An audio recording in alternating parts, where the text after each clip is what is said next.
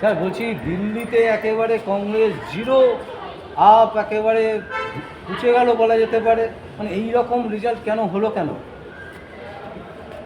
দেখুন, দিল্লিতে আপ সাপ আর কংগ্রেস বিগ জিরো। কারণ দিল্লিতে 25 থেকে 27 বছর পর এই প্রথম ভাজপা সরকার গঠন করছে। এই 27 বছর ধরে ওই দিল্লিতে মুসলমানরা ভোট দিত বিজেপিকে হারানোর জন্য।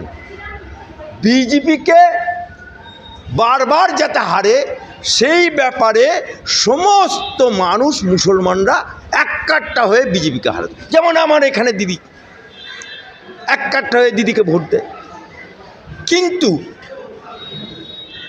মোদি কা সবকা সাথ, সবকা বিকাশ, সবকা বিশ্বাস, এই পথকে অবলম্বন করার জন্য, বেছে নেওয়ার জন্য তাদের 27 বছর সময় লেগে গেল।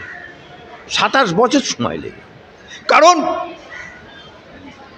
এই যে ইন্ডি জোট, বকলমে বলা হয় পিন্ডি জোট, যে জোটে মমতা ব্যানার্জি আছে, যে জোটে কংগ্রেস আছে, যে জোটে এনসিপি আছে, যে জোটে যে মানে আপ পার্টি আছে, এরা সবাই মুসলমান পাড়ায় গিয়ে জুজুর ভয় দেখাতো। কি মুসলমানরা তোমরা কিন্তু বিজেপি বিরুদ্ধে ভোট দাও, আর যদি বিজেপির বিরুদ্ধে ভোট না দাও, বিজেপি যদি কোনো প্রকারে ক্ষমতায় আসে, তাহলে তোমাদের কোরআন পড়া বন্ধ করে দেবে, তোমাদের মসজিদে আজান দেওয়া বন্ধ করে দেবে, তোমাদেরকে বাংলাদেশ পাঠিয়ে দেবে, তোমাদেরকে পাকিস্তান পাঠিয়ে দেবে।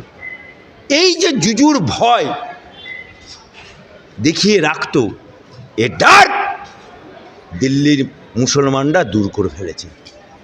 ভয়কে জয় করে মুসলমান বুথগুলোতে, মুসলমান বিধানসভাগুলোতে দু হাত তুলে বিজেপিকে ভোট দিল। 3 মাস আগেও ভাবেনি কেউ যে বিজেপি ক্ষমতায় আসবে।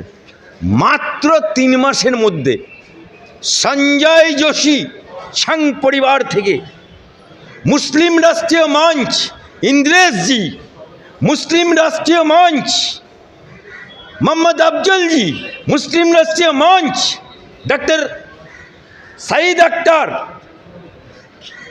মোহাম্মদ ইসলাম, এরা পাড়ায় পাড়ায় গ্রামে গ্রামে ইঁদুরে মাটি তোলার মতো মাটি তুলেছে, বুঝিয়েছে।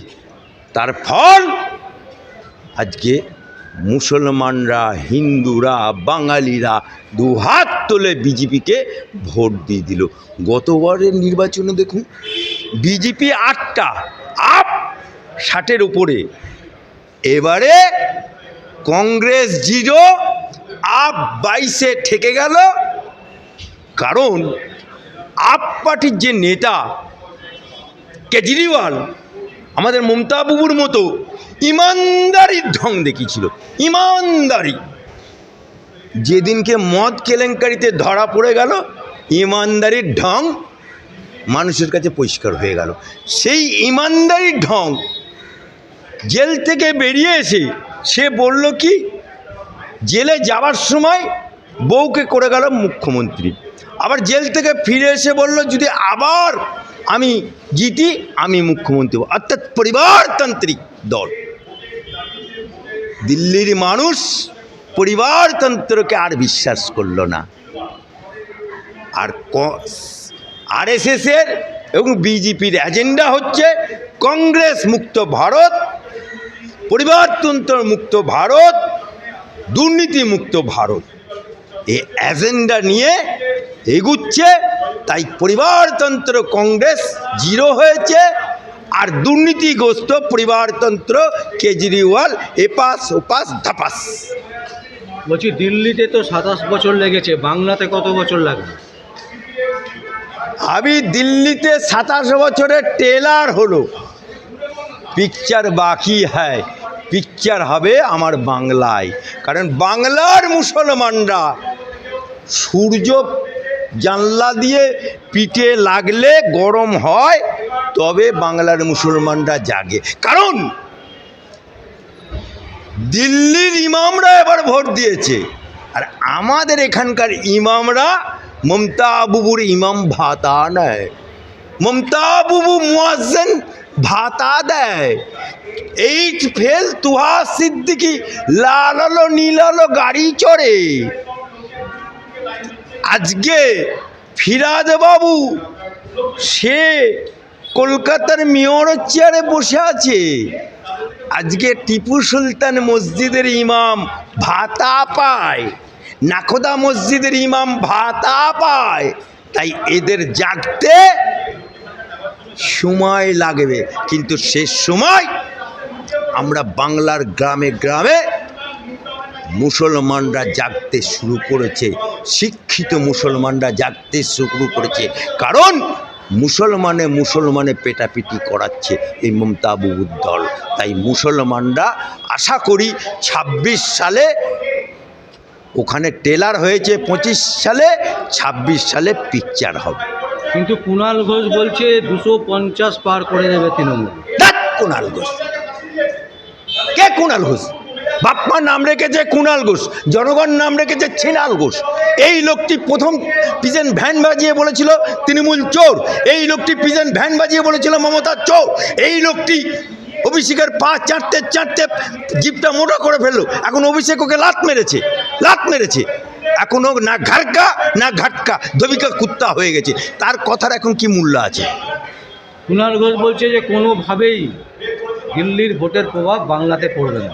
না না, দিল্লির ভোটের প্রভাব ওর পড়বে না, ওর বইয়ের কাছে পড়বে। এ বেলায় চর, ও বেলায় চর।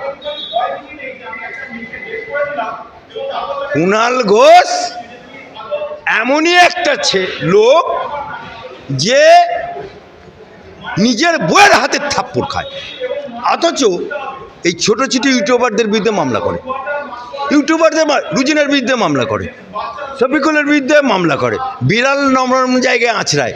এই কুণাল ঘোষ বাপের বাটা হবে, তাই আমার বিরুদ্ধে একটা মামলা কর, দেখি তুই তোর প্যান্টুলটা কেমন খুলে দিতে পারি। তোর মামলা কিন্তু আমার হাতে আছে, তোর মামলা আমার হাতে আছে। ফাইল খুলবো, 15 দিনের মধ্যে আবার লক আপ করে দেবো।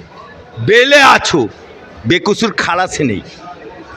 বলছি আজকে এসএসসির মামলা ছিল সুপ্রিম কোর্টে, কি হবে, মানে কি হতে পারে?